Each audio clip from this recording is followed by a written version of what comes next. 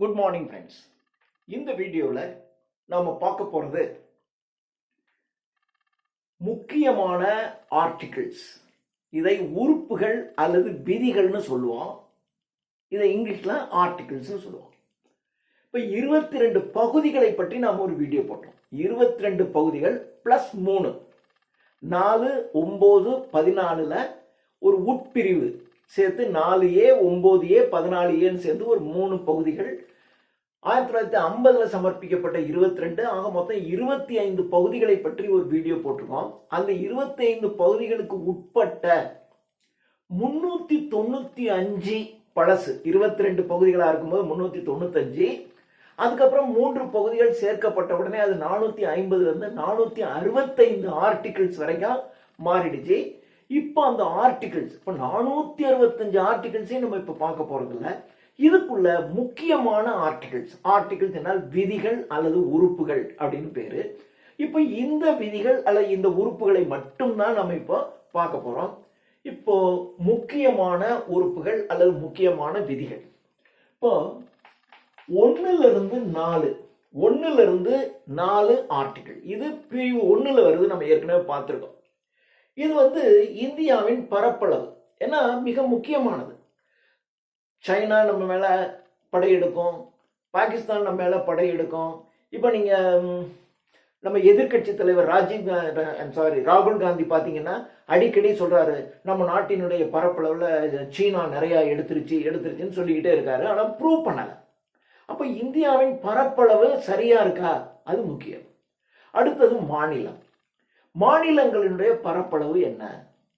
ஏன்னா அந்த மாநிலம் இப்போ இந்த மாநிலத்தை ஒட்டி அது இருக்கும். அப்போ மாநிலனுடைய எல்லை, இந்தியாவின் பரப்பளவு, மாநிலத்தினுடைய பரப்பளவு, புதிய மாநிலங்களை உருவாக்குவது, அப்போ இந்த மாநிலங்களுக்கு பெயர் மாற்றம் செய்வது, இவைகள் சம்பந்தமாக டீல் பண்றது 1லிருந்து 4 ஆர்டிகிள். இது மிக மிக முக்கியமானது. இது நம்ம தெரிஞ்சுக்கணும்.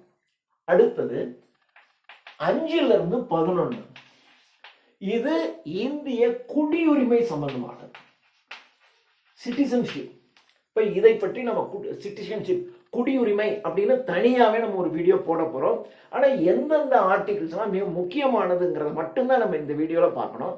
இப்போ குடியுரிமைங்களை ஒரு சிட்டிசனா இருக்கிறதுக்கு என்னென்ன தகுதி இருக்கு, யாரு சிட்டிசனா இருக்கலாம், யாரு இருக்கக்கூடாது என்பதற்கு நம்ம ஒரு தனியா வீடியோ போட்டுக்கலாம்.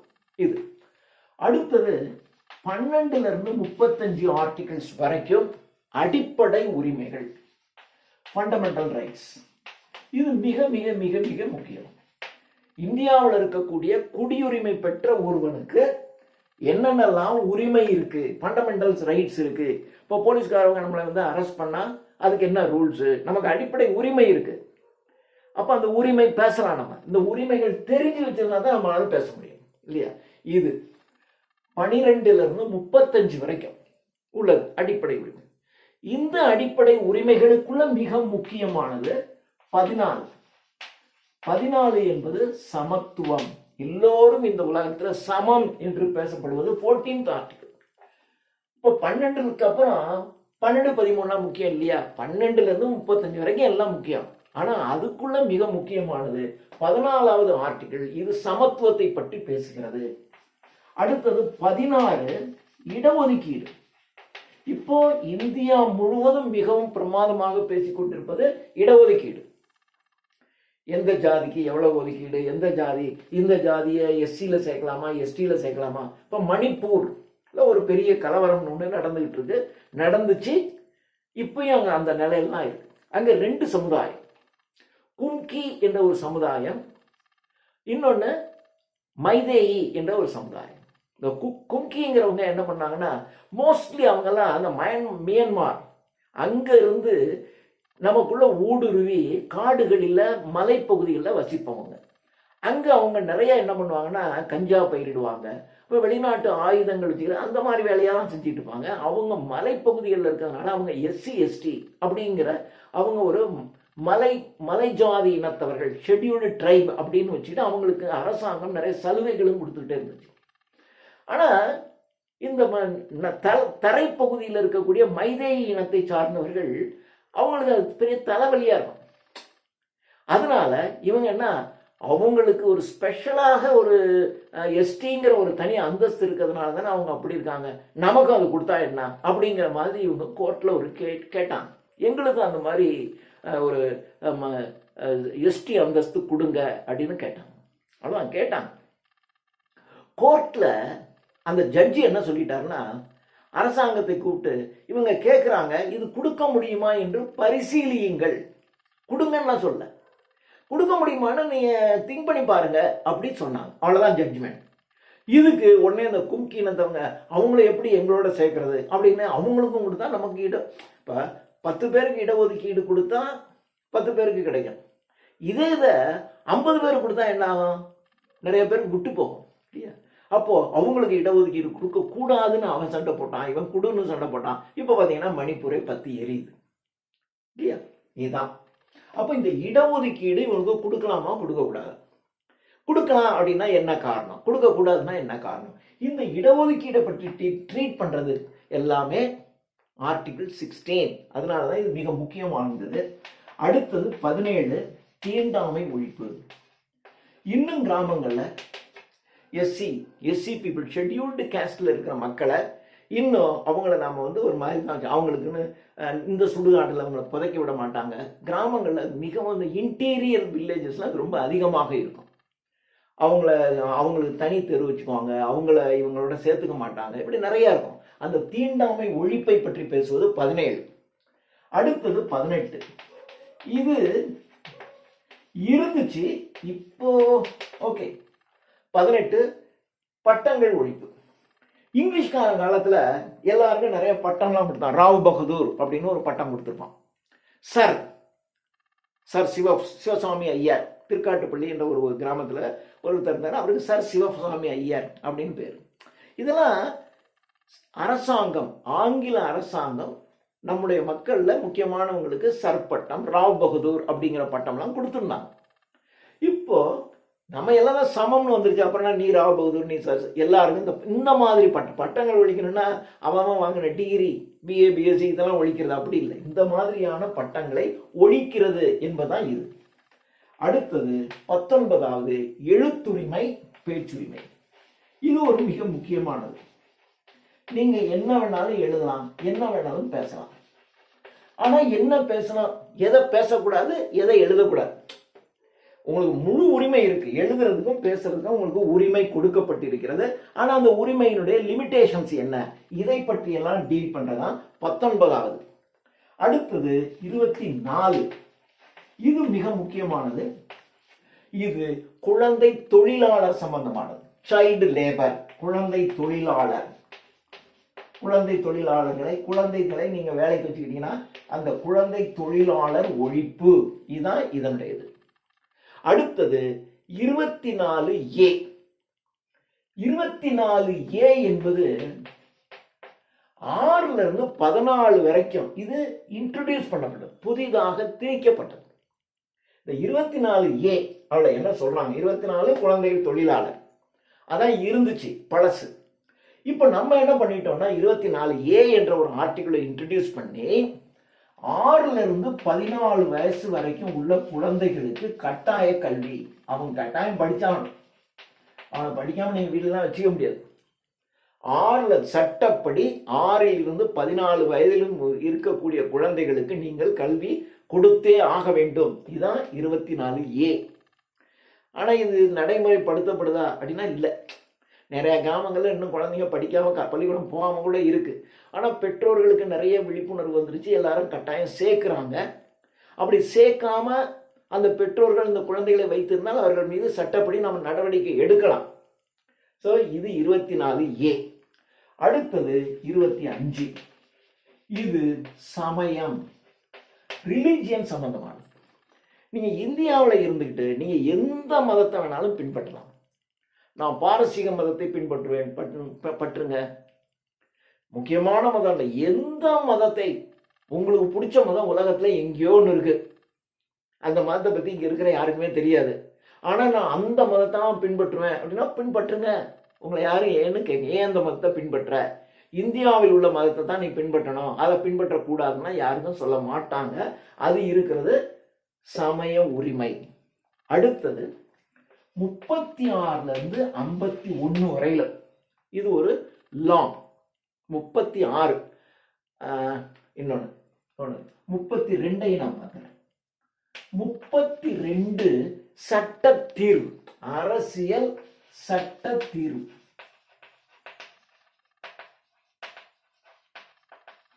அரசியல் சட்ட தீர்வு, அரசியல் சட்ட தீர்வு. இப்போ நீங்க திருப்பரங்குன்றம் மலை மீது தீபம் ஏற்றலாமா ஏற்றக்கூடாதா? உடனே அரசியல் சாசனப்படி அது ரைட்டா தப்பா? இப்போ மதுரை கோர்ட் ஒரு உத்தரவு பிறப்பிச்சிச்சு. உடனே நம்முடைய மாநில அரசாங்கம் அதுக்கு எதிராக அவங்க ஹைகோர்ட்லையும் சுப்ரீம் கோர்ட்லையும் வழக்கு தொடர்ந்திருக்காங்க. இது அரசியல் சாசனப்படி இந்த சட்டம் என்ன அப்படிங்கிற தீர்வு காணுவதுதான் 32 அரசியல் சட்ட தீர்வு உரிமை. அடுத்தது 36ல இருந்து 51 வரையிலும் அரசு வழிகாட்டு, அரசு வழிகாட்டு நெறிமுறை.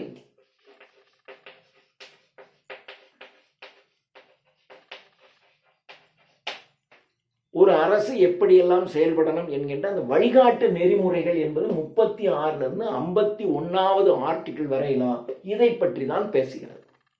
இதுல 40 இந்த 36ல இருந்து 51குள்ளேயும் ஒரு கிராமம்னா என்ன செய்யணும், கிராம பஞ்சாயத்து என்ன செய்யணும், நகராட்சி என்ன செய்யணும், பேரூராட்சி என்ன செய்யணும், ஒரு மாநகராட்சியா கார்பரேஷனாக இருந்தால் அது என்ன செய்யணும் என்று ஒவ்வொருத்தருக்கும் என்னென்ன அவங்க வழிகாட்டணும். பஞ்சாயத்துல நீங்க என்னென்னலாம் செய்யணும், எப்படிலாம் செய்யணும், எது செய்யக்கூடாது என்று அவர்களுக்கு வழிகாட்டு நெறிமுறை. இதான் 36ல இருந்து 51 வரைக்கும். இதுல இந்த 40 என்பது கிராம பஞ்சாயத்து. கிராம பஞ்சாயத்து அதனுடைய அமைப்பு எப்படி இருக்கணும், அவங்க எப்படி எலெக்ட் ஆகணும், அவங்களுக்கு என்னென்ன உரிமைகள் இருக்கு, அவங்க பணத்தை எப்படி செலவு பண்ணணும், அரசாங்கம் ஒதுக்குகின்ற பணத்தை அவர்கள் எப்படி செலவு செய்யணும், என்ன செய்யக்கூடாது என்று சொல்லுவது 40. 41வது மிக மிக மிக முக்கியம், பொது சிவில் சட்டம். பொது சிவில் சட்டம், காமன் சிவில் கோட் என்று இந்தியா முழுவதும் இப்பொழுது பேசிக்கொண்டிருக்கிறோம். இன்னும் அந்த பொது சிவில் சட்டம் வரல. அதில் எந்த மத இப்போ நமக்கு இந்துக்களுக்கு ஒரு சட்டம் இருக்கு, கிறிஸ்தவர்களுக்கு ஒரு சட்டம் இருக்கு, இஸ்லாமியர்களுக்கு ஒரு சட்டம் இருக்கு. எங்க சட்டத்தின்படி இதாங்க. ஒரு இந்து ஒரு திருமணம் தான் பண்ணிக்க முடியும். ஆனா ஒரு இஸ்லாமிய 4 திருமணங்கள் வரையில் அவர் பண்ணிக்கொள்வதற்கு உரிமை இருக்கிறது. அப்போ பொது சிவில் சட்டம் கொண்டு வரணும். யாரா இருந்தாலும் ஒண்ணு என்னையும் 4 திருமணம் பண்ண சொல்லு, அல்ல அவரையும் ஒண்ணாக்கு. ஏன் அப்படின்னு கேட்டீங்கன்னா, நாளைக்கு ஒரு இஸ்லாமியர் ஒரு நீதிபதி ஆயிட்டாருன்னு வச்சுங்களேன், அவருக்கு 2 கல்யாணம் பண்ணியிருப்பார். அவர் சாதாரண அவருக்கு ஒரு கோர்ட்ல கேஸ் வருது. அந்த கேஸ் இவர் 2 கல்யாணம் பண்ணினார் இந்து. இவர் ஒரு கல்யாணத்துக்கு மேல இன்னொரு கல்யாணம் பண்ணிட்டாருன்னு ஒரு கேஸ் வருதுன்னு வச்சுங்க. அதுல இஸ்லாமியராக இருக்கிற 2 கல்யாணம் பண்ணின ஒரு நீதிபதி நீ பண்ணது தப்பு அப்படின்னு ஒரு இந்துவை சொல்லலாம். சட்டப்படி அதுதானே, இந்து செய்ய முடியாது. ஆனா இங்க ஒரு முரண் வருதா இல்லையா? வெளியில என்ன, அவனே 3 கல்யாணம் பண்ணிட்டு உட்காந்துருக்கான், என்ன ஒரு கல்யாணம் பண்ணக்கூடாதுன்னு சொல்றான்டா, சொல்லுவாங்களா இல்லையா? இது பொது சிவில் சட்டமா இருக்குன்னு வச்சுங்களேன். காமன் இந்தியாவில் இருக்க எல்லாத்துக்கும் அது மாதிரி காமன் சிவில் கோடு. இதை பற்றி பேசுவதுதான் 41வது ஆர்டிகிள். அடுத்தது 45. இந்த 45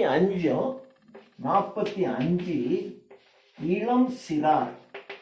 இளம் சிறார் அப்படின்னா 6 வயசுக்குள்ள இருக்கிறவங்க தான் சில இளம் சிறார்னு சொல்லுவாங்க.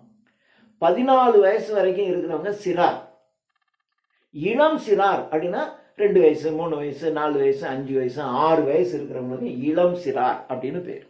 அந்த இளம் சிறாருடைய பாதுகாப்பு, அந்த குழந்தைகளை பாதுகாக்கணும். பெண் குழந்தைகளாக இருந்தால், சின்ன குழந்தைகளை கூட என்ன பண்ணா இப்ப எல்லாம் பயமா இருக்கு. அது எப்படி மனசு வருதுன்னே தெரியல. ஒரு செக்ஷுவல் அபியூஸ் பண்றாங்க. அல்லது இந்த சின்ன குழந்தைங்களை கடத்திட்டு போய் அது கண்ணை குருடாக்கி அதை கையை உடைச்சி காலை உடைச்சி பிச்சை எடுக்க வைக்கிறது. அப்போ இந்த சிறார்களை பாதுகாக்கிறது. இதுதான் 45வது ஆர்டிகிள். இது மிக மிக முக்கியம். அடுத்தது இப்போ பிஜேபி கவர்மெண்ட் வந்த உடனே இவங்க கொண்டு வந்தது 48வது ஆர்டிகிள், பசுவதை தடை. பசுவதை தடுப்பு. பசுவை வதை பண்ணுவது, பசுவை வதை பண்ணுவது இதை தடுக்கிறது. ஏன் அப்படின்னா இந்துக்களினுடைய புனித விலங்காக கருதப்படுவது பசு இல்லையா?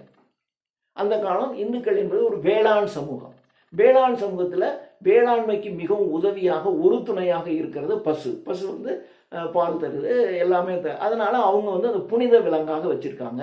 அந்த புனித விலங்கை நீங்கள் ஒரு காளை மாடை வெட்டலாம், ஆனால் பசுவை நீங்கள் அது மாதிரி செய்யக்கூடாது என்று பசுவதை தடுப்பு என்கின்ற ஒரு சட்டம் ஒன்று கொண்டு வரப்பட்டது. இது 48வது.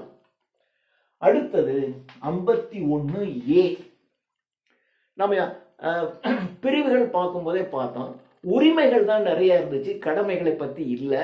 ஆனால் அதற்கு பின்னாடி கடமைகளை பற்றியும் சேர்க்க வேண்டும் என்று ஒரு புதிய பிரிவு ஒன்று கொண்டு வரப்பட்டதுன்னு பார்த்தோம். 51A அடிப்படை கடமைகள். இந்த சிட்டிசனாக இருந்தால் அவங்களுக்கு என்ன உரிமை இருக்குன்னு தெரிஞ்சுக்கிறீங்க, ஆனால் உங்களுக்கு என்ன கடமை இருக்கு. சாதாரண ஒரு குடிமகன் தனக்குரிய கடமையை அவன் நிறைவேற்ற வேண்டும். இது. அடுத்தது 61 பிரசிடென்ட், ஜனாதிபதியை எப்படி ஜனாதிபதி பதவி நீக்கம். ஒரு ஜனாதிபதி தப்பு பண்றார், அவர் எப்படி பதவி நீக்கம் செய்கிறது? ஏனென்றால் ஜனாதிபதி பிரசிடென்ட்டுக்கும் கவர்னர் ஆளுநருக்கும் பாதுகாப்பு இருக்கு இல்லையா? செயல் பாதுகாப்பு. அவங்க என்ன செய்தாலும் அவங்களுக்கு பாதுகாப்பு இருக்கு சட்டப்படி. அதனால அவங்களெல்லாம் நீங்க வந்து அவங்க பேர்ல கேஸ் போட முடியாது. இந்த 2 பேர் மேலேயும் கேஸ் போட முடியாது. நீங்க பிரைம் மினிஸ்டர் மேல போடலாம், யாரு மேல வேணாம், வைஸ் கவர்னர் மேல போடலாம், வைஸ் பிரசிடென்ட் மேல போடலாம், எல்லாம் யார் மேல வேணாலும் போடலாம். ஆனா இவங்க 2 பேர் மேலேயும் போட முடியாது. ஆனா இவங்க தவறு பண்றவங்க ஆயிட்டாங்கன்னு வச்சுங்களேன். நம்முடைய ஜனாதிபதி வெளிநாட்டுக்கு சுற்றுப்பயணம் போறாரு, அங்க இருக்கக்கூடிய அதிபரோட சேர்ந்து நம்ம நாட்டிற்கு எதிராக ஏதாவது ஒரு டீல் பண்ணி விட்டாருன்னு வச்சுங்க, அப்புறம் எப்படி பதவி நீக்கம் அவரை வச்சுக்க முடியுமா நம்ம? அப்போ அதுக்கு ஒரு வழி வேணும்ல. அப்போ எப்படி ஜனாதிபதியை பதவி நீக்கம் செய்வது என்பதுதான் 61வது.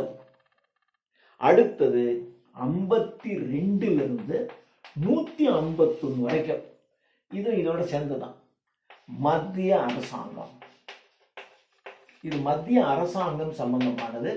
52 151 ஆர்டிகிள், 52 to 151 ஆர்டிகிள்ஸ், உறுப்புகள் அல்லது விதிகளின்படி மத்திய அரசாங்கம் அதனுடைய அமைப்பு, அதனுடைய செயல்பாடுகள் எல்லாம்.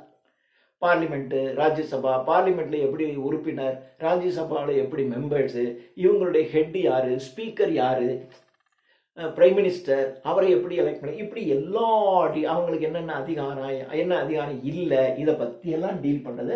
52 151 வரைக்கும் கிட்டத்தட்ட 100 ஆர்டிகிள் சென்ட்ரல் கவர்மெண்ட் சம்பந்தமான டீலிங்கை பற்றி தான் பேசுது. அடுத்தது 110. இதுக்குள்ளேயே 52 151 மிக மிக முக்கியம். அதுல மிக முக்கியம் 110. 110 பண மசோதா, ஃபைனான்சியல் பில். இது மிக மிக மிக முக்கியமானது.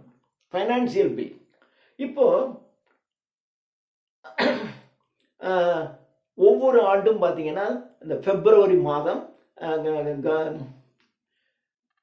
ஃபைனான்ஸ் மினிஸ்டர் என்ன பண்ணுவார், அவர் புதிய இது தாக்கல் செய்வார். அடுத்த ஆண்டு பட்ஜெட் தாக்கல் செய்வார். அந்த பட்ஜெட்டின் படி தான் செயல்பாடுகள் இருக்க வேண்டும். இதுக்கு இவ்வளவு, இதுக்கு இவ்வளவு, இதுக்கு இவ்வளவு, இராணுவத்துக்கு இவ்வளவு என்று அந்த தொகையெல்லாம் ஒதுக்கி ஒரு பட்ஜெட் தாக்கல் செஞ்சு மக்களுக்கு வரி எதுக்கு போடக்கூடாது, எதுக்கு போடலாம், எதுக்கு கூடுதல் வரி வைக்கணும், எதுக்கு வரியை நீக்கணும், எல்லாத்தையும் இன்னைக்கு ஒரு பட்ஜெட் தாக்கல் செய்வார். அந்த பட்ஜெட்ல என்ன சொல்லப்படுதோ அதன்படி தான் இங்கே செயல்படணும். ஆனால் சில காரணங்கள்னால திடீர்னு வேற ஒருத்துக்கு பணம் செலவாகிற மாதிரி ஆகும். அது எதிர்பாராத விதமா. இப்போ நம்மளே இருக்கோம், மாதம் சம்பளம் வாங்குறோம், சம்பளம் வாங்கினா எதுக்கு எவ்வளோலாம் செலவு பண்ணணும்னு வச்சிடறோம். திடீர்னு வந்து ஏதாவது ஒரு எமர்ஜென்சி, ஒரு அவசர நிலையாக ஒரு செலவு வந்துடும். நீங்கள் எதிர்பார்த்ததை விட அதில் ஒன்று புதிய செலவு வந்துடும், அல்லது நீங்கள் எதிர்பார்த்ததை விட ஒன்றில் கூடுதல் செலவு வந்துடும். அப்படி செலவு வந்துருச்சுன்னா அதுக்கு நீங்கள் என்ன பண்ணணும், ஒரு பில் ஒன்று நீங்கள் தாக்கல் பண்ணணும். அது பண மசோதா. அது பில் நீங்கள் செலவு பண்ணிட்டு அந்த மசோதாவை நீங்கள் தாக்கல் பண்ணலாம் பார்லிமெண்ட்டில். இதை பற்றியெல்லாம் டீட்டெயிலாக நம்ம அப்புறம் பார்க்கலாம். இது 110. அடுத்தது 112. இப்போ நான் சொன்ன பாருங்க, ஆண்டு நிதி நிலை அறிக்கை, பட்ஜெட் தாக்கல் செய்கிறது. பிப்ரவரி மாதம் சொன்ன பாருங்க, இது மஸ்ட். எந்த அரசாங்கமாக இருந்தாலும் ஆண்டு இறுதியில் பிப்ரவரி மாத கடைசியில் நிதிநிலை அறிக்கை தாக்கல் செய்ய வேண்டும். இது 112. அடுத்தது 152 இருந்து 237 வரைக்கும், கிட்டத்தட்ட அதுல ஒரு 48, இதுல ஒரு 37, 85. இது 100 மத்திய அரசாங்கத்துக்கு. மாநில அரசாங்கத்துக்கு 152 இருந்து 237 வரையிலும் மாநில அரசாங்கம். எப்படி எம்எல்ஏ மினிஸ்டர்ஸ், சீஃப் மினிஸ்டருக்கு என்னென்ன ரூல்ஸ் ரெகுலேஷன்ஸ், ஏஜ், நீங்க எலெக்ஷன் நிக்கிறதுக்கு, எம்எல்ஏவா எலெக்ஷன் நிக்கிறதுக்கு என்ன ஏஜ், எலிஜிபிலிட்டி, ஜெயிச்சு போனா அங்க என்ன செய்யணும், எப்படி ஒரு மினிஸ்டர் தேர்ந்தெடுக்கணும், மினிஸ்டருக்கு என்ன ரூல்ஸ், என்ன பவர்ஸ், இது மாதிரியான அனைத்து விஷயங்களையும் 85 ஆர்டிகிள் மாநில அரசு சம்பந்தமானது, 100 ஆர்டிகிள் சென்ட்ரல் கவர்மெண்ட் சம்பந்தமானது. இது முக்கியம். இது 237. அடுத்தது 156. 156 ஒரு கவர்னருடைய பதவி காலம். ஒரு கவர்னர் எவ்வளவு காலம் பதவியில இருக்கலாம், இந்த மாநிலத்துல எத்தனை வருஷம் இருக்கிறது, என்ன செய்யலாம், எப்படி அவர் வேற மாநிலத்திற்கு மாற்றப்படுவாரா அல்லது நீக்கப்படுவாரா என்பது, இது சம்பந்தமான விஷயங்களை டீல் பண்ணுவது 156. அடுத்தது 280. எப்படி 112 மத்திய அரசினுடைய ஆண்டு நிதிநிலை அறிக்கை. 112. 240 என்பது மாநில அரசு நிதிநிலை அறிக்கை சமர்ப்பிக்கணும். இப்ப பாத்தீங்கன்னா ஸ்டாலினுடைய கவர்மெண்ட் என்ன செய்யும், மார்ச் மாதம் தன்னுடைய ஃபைனான்சியல் பில், அவங்க பட்ஜெட்டை தாக்கல் செய்வாங்க. மாநில அரசினுடைய நிதிநிலை அறிக்கை 280. அடுத்தது 300A. 300A என்பது சொத்துரிமை. நீங்க எவ்வளவு சொத்து வச்சுக்கலாம், வச்சுக்க கூடாது என்பது சொத்துரிமை சம்பந்தமானது. இது 300A. அடுத்தது மிக மிக மிக முக்கியமானது 343. 343 அப்படின்னு சொன்னாலே ஆட்சி மொழி. மாநிலத்தில் எந்த மொழி ஆட்சி மொழியாக இருக்கணும், இந்தியாவில் எது ஆட்சி மொழியாக இருக்கணும். இப்ப இந்தியா என்பது எல்லா மாநிலங்களும் சேர்ந்தது. அப்ப எல்லா மாநிலத்திலையும் ஒவ்வொரு மொழி. அப்ப இந்தியாவின் ஆட்சி மொழி எது? அப்ப ஒரு மாநிலத்தின் ஆட்சி மொழி அல்லது இந்த நாட்டினுடைய ஆட்சி மொழி, இவைகளை பற்றி சொல்லுவது 343. அடுத்தது 354 நினைக்கிறேன். 354 சப்போஸ் இது அவசர நிலை பிரகடனம். இது தேசிய அவசர நிலை பிரகடனம். இது மிக மிக மிக முக்கியமானது. இந்திரா காந்தி இருக்கும்போது இந்தியாவில் ஒரே ஒரு எமர்ஜென்சி, நேஷனல் எமர்ஜென்சி டிக்ளரேஷன் அப்படின்னு பேரு, தேசிய அவசர நிலை பிரகடனம். இது 354. ஏதாவது ஒரு காரணத்துல எமர்ஜென்சி டிக்ளேர் ஆயிடுச்சு அப்படின்னா உங்களுக்கு எந்த உரிமை கடமை எதுவும் கிடையாது. எல்லாத்தையும் அப்படி அப்படியே நிறுத்திடணும். கவர்மெண்ட் என்ன சொல்லுதோ அதை மாத்திரம்தான் செய்யணும். என்ன காரணம்? இப்ப திடீர்னு வெளிநாடு நம் நாட்டின் மீது படையெடுத்து இருந்திருக்குதுன்னு வச்சுங்களேன். அப்ப நீங்க போய் எனக்கு அது கிடைக்கல இது கிடைக்கலன்னு நீங்க சண்டை போட்டுக்கிட்டு உங்களை தீர்த்துக்கிட்டு இருக்க முடியாது. கவர்மெண்ட்டுக்கு வேலை. கவர்மெண்ட்டுடைய மொத்த ஆற்றலும் அந்த எதிரியை எப்படி தோற்கடிக்கிறது அதில் தான் கவனம் இருக்கணும். நடுவில் நீங்கள் எங்களுக்கு ரேஷன் கடையில் பாமாயில் போடலை அப்படின்னு நீங்கள் ஒரு போராட்டம் நடத்திட்டு இருக்கீங்கன்னு வச்சுங்க. அப்போ அரசாங்கம் அந்த போராட்டத்தை வயாப்பா கிடைக்கல எதுக்கு இதெல்லாம் பார்க்க முடியாது. அவ்வளோதான், கிடைக்காது விட்டுரு, எல்லாம் அப்புறம் பேசிக்கலாம் அப்படின்னு ஒரு எமர்ஜென்சி டிக்ளேர் பண்ணிடுவாங்க. அந்த எமர்ஜென்சி டிக்ளேர் பண்ணுற அந்த சமயத்தில் மக்களினுடைய அடிப்படை உரிமைகள் எல்லாத்தையும் எதுவும் நீ பேச முடியாது. சொன்னதை செய்யணும், அவ்வளோதான். இது நேஷனல் எமர்ஜென்சி 354. 356 இதுலயே இந்த 356ங்கிறது இது தேசிய நேஷனல் லெவல். 356ங்கிறது மாநில அரசினுடைய அவசர நிலை பிரகடனம். இது ஸ்டேட் எமர்ஜென்சி. ஸ்டேட் எமர்ஜென்சி அப்படின்னா அப்படி பண்ணிக்கலாமா? இந்த மாநிலத்துக்குள்ள ஒரு பெரிய பிரச்சனை இருக்குன்னு வச்சுங்க. அப்போ ஒரு பெரிய பிரச்சனை வந்துருச்சு அப்படின்னா எமர்ஜென்சி டிக்ளேர் பண்ணுவாங்க. அப்போ எமர்ஜென்சி டிக்ளேர் பண்ணிட்டு இதை உங்களுக்கு இந்த பிரச்சனை இப்போ ஒன்றும் இல்லை. இப்போ திருப்பரங்குன்றத்தில் ஒரு பிரச்சனை நடக்குது வச்சுக்கோங்க. இந்த திருப்பரங்குன்றம் பிரச்சனையில் இந்துக்கள் முஸ்லீம்களுடைய கலவரம் பெருசாக போயிடுச்சு. கலவரம் பெருசாக போய் எல்லா ஊர்லேயும் இந்துக்களும் முஸ்லீம்களும் அடிச்சுக்கிட்டு வெட்டிக்கிட்டு குத்திக்கிட்டு சாகுறாங்க. அப்போது ஸ்டேட் கவர்மெண்ட் என்ன பண்ணணும்? உரிய நடவடிக்கை எடுத்து அதை சீக்கிரம் சரி பண்ணணும். இவங்களால சரி பண்ண முடியலை அப்படின்னு வச்சுங்க, இவங்க என்ன பண்ணாங்கன்னா இராணுவத்தை உதவிக்கு கூப்பிடுவாங்க. அப்போ இராணுவமும் வரும். அதையும் வச்சுட்டு இவங்களால தீர்க்க முடியலை அப்படின்னா ஸ்டேட் கவர்மெண்ட்டு கலைச்சிருவாங்க. இந்த அரசாங்கத்தை நீக்கிவிட்டு இப்போ குடியரசுத் தலைவர் ஆட்சி வந்துடும், ஜனாதிபதியினுடைய ஆட்சி இங்கே வந்துடும். அப்போ ஜனாதிபதி ஆட்சி இங்கே எந்த மினிஸ்டரும் கிடையாது, எவனும் கிடையாது. ஜனாதிபதி ஆட்சி, இராணுவம் தாட்டு கூட்டினா அவங்க சுட்டு தள்ளிடுவான், தூக்கிடுவான். இதுதான் மணிப்பூரில் இப்போ நடந்தது, ரீசெண்டாக நடந்தது மணிப்பூர். மணிப்பூரில் பிஜேபி கவர்மெண்ட் இருந்துச்சு. ஆனால் அந்த மணிப்பூர் கவர்மெண்ட்டில் இப்போது அங்கே இருந்த அந்த பிரச்சனைகளை அந்த அரசாங்கத்தினால கையாளுவது அவங்களுக்கு சிரமமாக இருந்துச்சு, முடியலை. ஏன்னா அந்த கும்கி இனத்துக்காரவங்களுக்கு இந்த மைதேயி இனத்துக்காரவங்களுக்கு இடையில நடக்கிற சண்டை தினம் 100 பேர் வெட்டிக்கிட்டு சாகிறான், கொள்றான். 1 மாதம் பார்த்தாங்க, 2 மாதம் பார்த்தாங்க, இது தீர்க்க முடியலை. அப்போ என்ன பண்ணிட்டாங்கன்னா அந்த அரசாங்கத்தை கலைத்து விட்டு இனிமே no chief minister, no MLA எல்லாம் கிடையாது, க்ளோஸ். டைரக்டாக ஜனாதிபதி. ஜனாதிபதி அப்படின்னாவே டைரக்டாக எங்கே வந்துடும்? இராணுவம் உள்ளே வந்துடும். இராணுவம் உள்ளே அவங்க ஆட்சி செய்வாங்க. இதுக்கு தான் ஸ்டேட் எமர்ஜென்சின்னு பேரு. இது 356. அடுத்தது இதுல 3 முக்கியம். 360 இது ஃபைனான்சியல் எமர்ஜென்சி, நிதிநிலை அவசர நிலை பிரகடனம் அப்படின்னு பேரு. இது தேசிய அளவில் எமர்ஜென்சி, இது ஸ்டேட் லெவல்ல எமர்ஜென்சி, இது ஃபினான்சியல் எமர்ஜென்சி.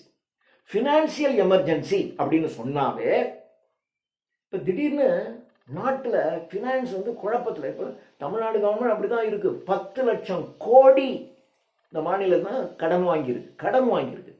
10 லட்சம் கோடி நீங்கள் கடன் வாங்கியிருந்தீங்கன்னா அதுக்கு வட்டி மாத்திரம் நீங்கள் எவ்வளோ கொடுப்பீங்க அப்படின்னு பாருங்க. 10% இன்ட்ரெஸ்ட் அப்படின்னா 1 லட்சம் கோடி வருஷத்துக்கு வட்டி மாத்திரம் 1 லட்சம் கோடி கொடுக்கணும். அப்போது ஃபினான்ஷியலாக நம்ம ரொம்ப மோசமாக இருக்கோம். இப்போது நீங்கள் பேப்பர்லாம் பார்த்துட்டு இருப்பீங்க,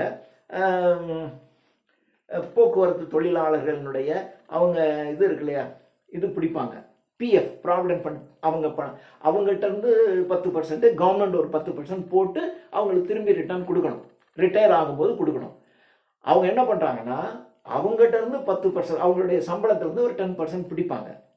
அரசாங்கம் ஒரு 10% போடும், இந்த பணத்தை வச்சுருப்பாங்க. அவங்க ரிட்டையர் ஆகி போகும்போது அந்த பணம் ஒரு பெருசாக சேர்ந்து பல லட்சம் இருக்கும். அந்த லட்சத்தை கொடுத்து தம்பி நீ ரிட்டையர் ஆகி போயிட்டு வாங்க. அப்போ ரிட்டையர் ஆகும்போது அவனுக்கு மாதம் அவன் கொஞ்சம் கொஞ்சமாக கொடுத்தது அதுக்கு ஈக்குவலாக, அது பேர் ஈக்குவல் கான்ட்ரிபியூஷன் பேர். இவங்க 100 ரூபா அவர் கொடுக்குறாரு அப்படின்னா அரசாங்கம் ஒரு 100 ரூபா போடும். அப்போ 200 ரூபா, அடுத்த மாதம் 200 ரூபா, இப்படியே பார்த்தா 12 மாதத்தில் 2400 ரூபா. எத்தனை வருஷம் சர்வ் பண்ணியிருக்காரு? அப்போ எத்தனை லட்சம்? இந்த பணத்துக்கு வட்டி எல்லாம் சேர்த்து போட்டு ரிட்டையர் ஆகிற இன்னைக்கு ரிட்டையர் ஆகுனா அந்த பணத்தை பூரா கொடுக்கணும். ஆனால் அரசாங்கம் ரிட்டையர் ஆன ஊழியர்களுக்கு 1 வருஷத்துக்கு மேலே அவனுடைய அந்த ப்ராவிடென்ட் பணத்தை இன்னும் செட்டில் பண்ணலை. என்னடான்னு ஆராய்ச்சி பண்ணால் அவங்ககிட்ட இருந்து எடுத்த காசும் கவர்மெண்ட் செலவழிச்சிருச்சு, ப்ளஸ் இவங்க கொஞ்சம் போடணும்ல, அந்த காசும் போடலை. அப்போ இதுதான் ஃபினான்சியல் எமர்ஜென்சின்னு பேர். இப்போ என்ன பண்ணுறது? அவன் எனக்கு கொடுன்னு இப்போ சத்தம் போட்டுக்கிட்டே இருப்பான். சத்தம் போட்டுகிட்டே இருந்து இப்படி நிறைய பேர் சத்தம் போட்டு ஆரம்பிச்சிட்டான்னு வச்சுங்க, ஒரு கட்டத்தில் என்ன பண்ணுவாங்கன்னா இவங்க அரசாங்கத்துக்கு எதிராக அங்கே இருக்குன்னு அடித்து உடச்சி ஏதாவது தகராறு பண்ண ஆரம்பிச்சிருவாங்கன்னு வச்சுங்க. அப்போ தான் இதை கொண்டு வருவாங்க ஃபினான்ஷியல் எமர்ஜென்சி.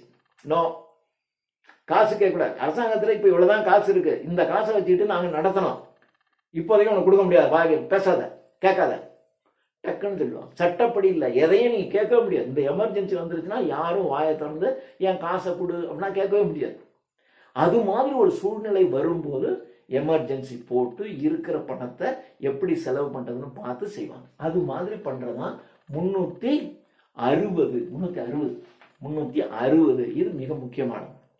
அடுத்த மிக முக்கியமானது 368. இது இந்த பல தடவைகள் இந்த அரசியலமைப்பு சட்டத்தில் திருத்தம் செய்திருக்கின்றார்கள் இல்லையா, அதை பத்தி டீல் பண்றதா 368 ஆர்டிகல் 368. இதன்படி அரசியல் சட்டத்துல என்ன பண்ணலாம், இந்தியன் கான்ஸ்டிடியூஷன்ல கவர்மெண்ட் இல்ல அப்போ 1950ல அது சரியா இருந்துச்சு, ஆனா இப்போ அதுல கொஞ்சம் மாடிஃபை பண்ணா பரவாயில்ல அப்படின்னு நினைக்கிறாங்க இல்லையா, அதுதான் அரசியல் சட்ட திருத்தம். இப்போ நம்ம சொல்றோம் 6 வயசுக்கு கீழே இருக்க குழந்தைங்களுக்கு பாதுகாப்பு, அப்ப அது இல்லை. யாரும் குழந்தைங்கன்னாவே கொண்டாடுவாங்க, குழந்தைங்களாம் தெய்வம் மாதிரி வச்சிருப்பாங்க, கொண்டாடுவாங்க. ஆனால் குழந்தைகளை கடத்திட்டு போகிறது, கண்ணை நோண்டுறது, தனக்கு காசு வேணுங்கிறதுக்கா அவன் கண்ணை நோண்டு கையை நோண்டி அந்த குழந்தைங்களை பிச்சை எடுத்து வச்சு அந்த காசெல்லாம் தின்னு ஒரு காலத்தில் மனிதர்கள் நினச்சிருக்க மாட்டாங்க. அப்போ அந்த சட்டம் எழுதுனவன் அதெல்லாம் யோசிக்க மாட்டான், அப்படியெல்லாம் ஒரு மனுஷன் இருப்பான் ஐயா அப்படின்னு யோசிச்சு பாருங்க. 5 வயசு குழந்தைக்கு பாலியல் தொல்லைன்னு பார்க்கும்போது நமக்கு புரியலை, என்னடா நடக்குதுன்னு நமக்கு புரியவே மாட்டேங்குது. எப்படி அப்போ 1950ல் அந்த சட்டம் இயற்றவனுக்கு அப்படி யோசிச்சிருப்பாங்களா அவங்க? அப்படி ஒன்று நடக்கிறதுக்கே அப்படி ஒன்று நடக்கவே இல்லை, அவங்களுக்கு தெரியாது. அப்படி ஒன்றை பற்றி அப்போ அந்த காலத்தில் இருந்தவனுக்கு தெரியாது, அப்போ அவன் சட்டத்தில் சேர்க்கலை. ஆனால் இப்போ அப்படி நடக்குது.